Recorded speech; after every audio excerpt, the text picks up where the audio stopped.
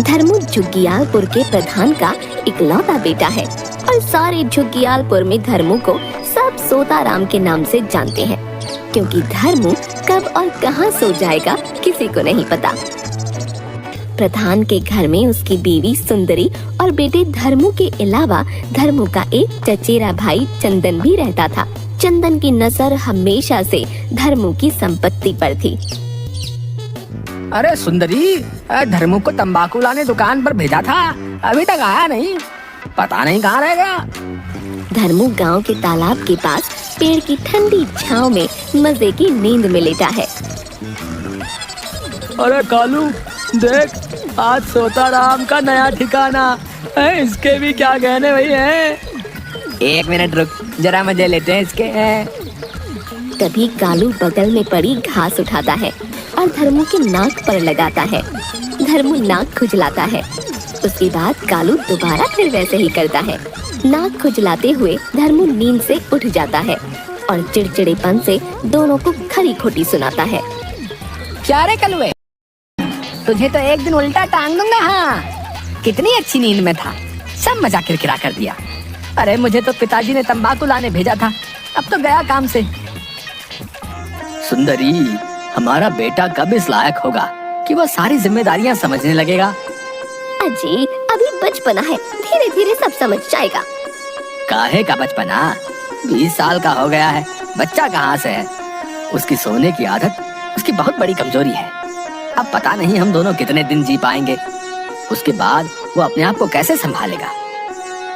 तभी वहाँ चंदन आ जाता है और कहता है, अरे चाचा जी, चाची जी, आप लोग फिक्र नहीं करते हैं? मैं हमेशा धर्मू के साथ रहूंगा, बहुत अच्छे से ख्याल रखूंगा उसका। आप फिक्र मत करिए। चंदन सही बोल रहा है जी, धर्मू का भाई उसका ख्याल रखने के लिए ही है। धर्मू की माता की तबीयत बहुत खराब हो गई थी। झुग्गियालपुर के वैद्य धर्मू की मां का उपचार करते हुए, प्रधान जी, बात कुछ इस तरह है कि सुंदरी जी के सीने में सूजन की ये हालत हो रखी है, जिसका एक ही इलाज है, खुरखुरी पहाड़ियों में बसे जंगल में पाए जाने वाली वो अद्भुत जड़ी बूटी।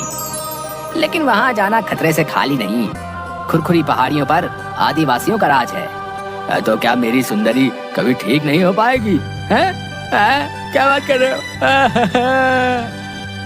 अरे पिताजी, मैं जाऊंगा उस पहाड़ी पर माँ की जड़ी बूटी लाने के लिए, आप चिंता मत कीजिए।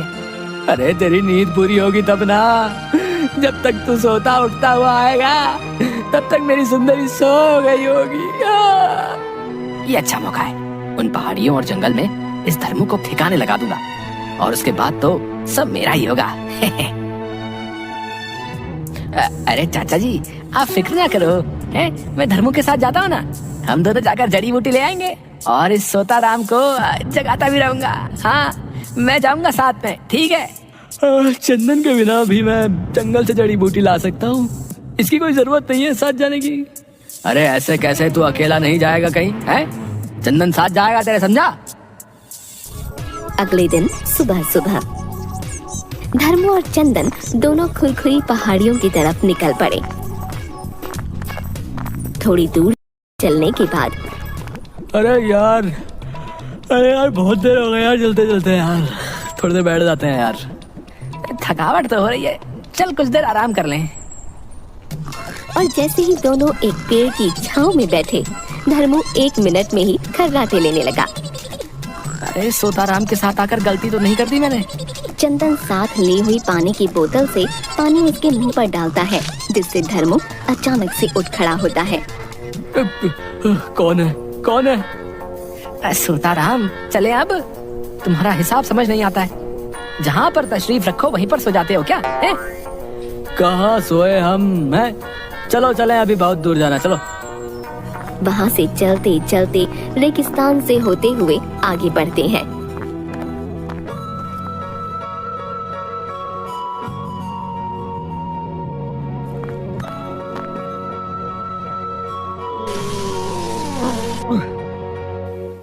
उसके बाद चलते चलते दोनों एक पहाड़ी पर पहुँचते हैं, जहाँ पर दोनों आराम करने के लिए रुकते हैं।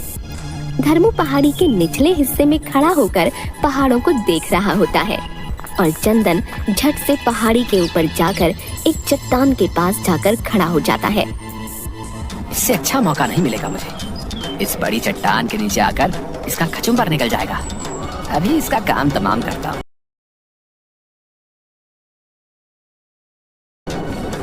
इतने में आसमान में बादल छा जाते हैं। चंदन जैसे ही पहाड़ी के ऊपर से चट्टान नीचे धकेलता है, उसी वक्त धर्मू बादलों की छांव में झट से नीचे लेट जाता है और चट्टान धर्मू के ऊपर से निकल जाती है। चंदन को लगा कि धर्मू चट्टान के नीचे आकर मर गया है। वो खुशी खुशी नीचे आकर उसकी तरफ गया। अरे ये तो आराम से सो रहा है।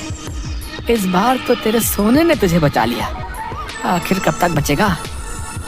चंदन धर्मू को लात मार कर उठाते हुए, ए सताराम, उठ, चल आगे चलना है, उठ जा, चल अब। हाँ भाई, चलो चलो।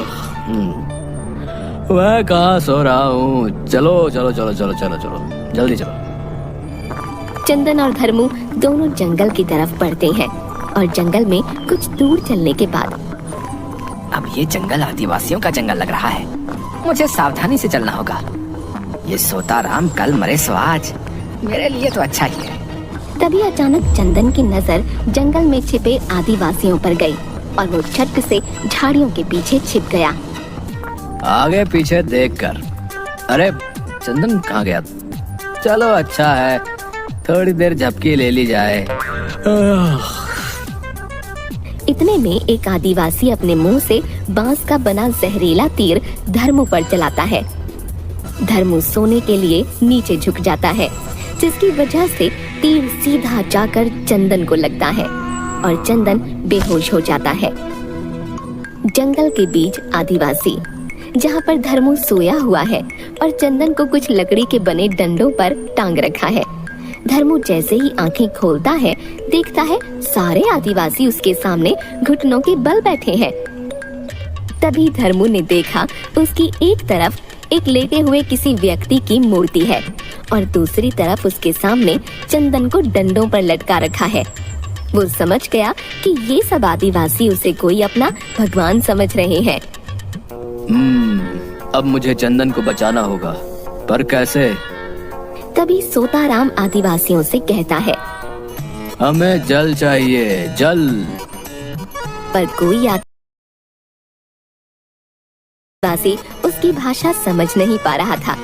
तभी धर्मू ने कहा, अरे मेरे भाई को छोड़ दो, ये मेरा हुक्म है।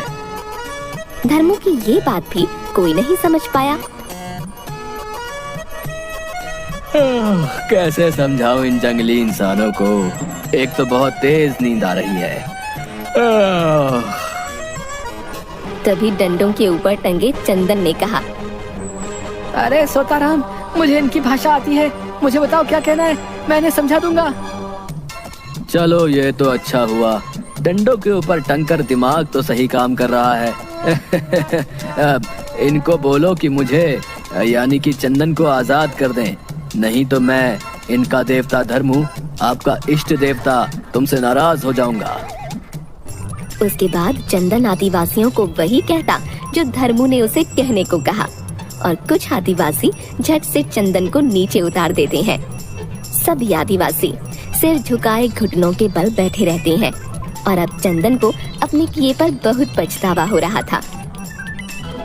मुझे माफ कर दो सोताराम, मैं लालच में आकर बहुत बार गलती कर बैठा। मेरे भाई, मुझे माफ कर दे। भाई कोई बात नहीं, भाई हो तुम मेरे। चलो अब जल्दी से जड़ी बूटी लेकर घर निकलना है, माँ पिताजी इंतजार कर रहे होंगे। उसके बाद दोनों पहाड़ी जंगलों में वो जड़ी बूटी ढूंढते हैं और जड़ी बूटी लेकर घर की तरफ निकल आते हैं। चंदन और धर्मू घर पहुंचते हैं। माँ अब तुम जल्दी ही ठीक हो जाओगी। लीजिए वैद्य जी, जड़ी बूटी लीजिए। अरे वाह धर्मू और चंदन, तुम दोनों ने कमाल कर दिया। ये जड़ी बूटी आज तक कोई हासिल नहीं कर सका था। अरे वैद्य जी, जिसके साथ सोताराम जैसे भाई हो, वो कुछ भी कर सकते हैं। मुझे मेरे बच्चों पर गर्व है। मेरा सोताराम। अरे पिताजी, सोताराम बोलकर नींद की याद दिलाती। सभी एक साथ हंसने लगते हैं।